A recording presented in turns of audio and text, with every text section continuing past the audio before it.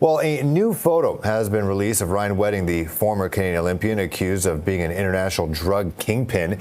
The FBI says that this photo was taken somewhere in Mexico this summer, where Wedding is believed to be hiding with the support of the Sinaloa cartel. Now, Wedding is accused of running a multi-billion-dollar cocaine enterprise and is one of the FBI's 10 most wanted fugitives. He's also accused of orchestrating multiple murders, including here in Canada. The U.S. is offering a $15 million reward for information that could lead to his arrest. For more on not Wedding, but the Sinaloa cartel, we are joined live by Nathan Jones, Associate Professor of Securities Studies at Sam Houston State University. Thanks for joining us here live on CP24. Yeah, this is the first time I've heard of the Sinaloa cartel, but you know a lot about them.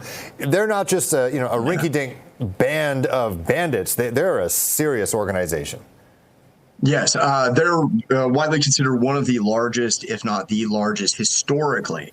However, they have been surpassed by the Cartel de Jalisco Nueva Generación, the CJNG, the New Generation Jalisco cartel, in recent years, in part because they have gone into civil war in the last year. And so what's particularly interesting is, and I don't really know, and I'm interested to find out, is if he is being protected by the Sinaloa cartel, which faction is it?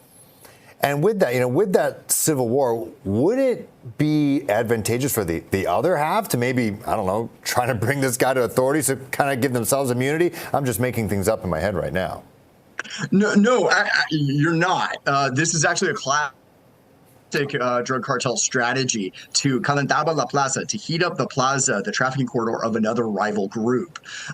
So the group that's not holding him will have an incentive to share intelligence with the Mexican government and possibly the U.S. government in collaboration. And the mechanism of collaboration has typically been U.S.-based intelligence fed to high-value targeting teams in Mexico. And the classic example has been the Mexican Marines under SEMAR, the Secretaria de Marina of the Navy. And so for people who might understand, the cartel, how intertwined are they in wherever they're stationed or just in the community? Yeah, and this is something that academics absolutely will debate and study, but there is some level of criminal governance, and it varies by locale. But Sinaloa, the state of Sinaloa, is on that Pacific coast of Mexico. It's historically the heart of Mexican drug trafficking. It had those nice hills and mountains off the Pacific coast where poppy for opium or heroin could grow well. So it's typically been historically the center of Mexican drug trafficking. And there has been a tight relationship between particularly state government officials through corruption and infiltration by these cartels. And so, this, as I mentioned, he's top 10 most wanted person by the FBI. They've increased the reward for his capture to $15 million. Now, what would it take for the American or Canadian government to try to pry him away from the protection of the Sinaloa cartel? Well, it's going to take good intelligence. The United States is particularly good at signal intelligence. So if he makes the mistake of being too active on phones, or the people around him are being very active on phones, there's going to be a lot of signal intelligence effort put into targeting the location of this individual and the surrounding network around him that's going to be trying to provide him protection. So good intelligence would be one key factor.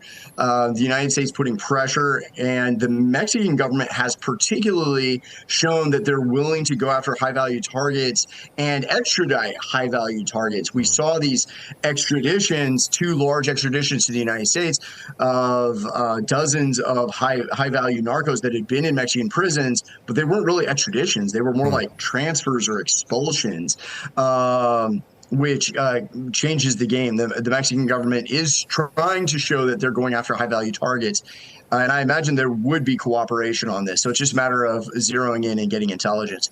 All right, Nathan Jones, I wish we could talk for an hour. Such fascinating stuff that's kind of captured a lot of people's imaginations, and that just with the former Olympian himself, not even about the cartels and the culture and the history behind it.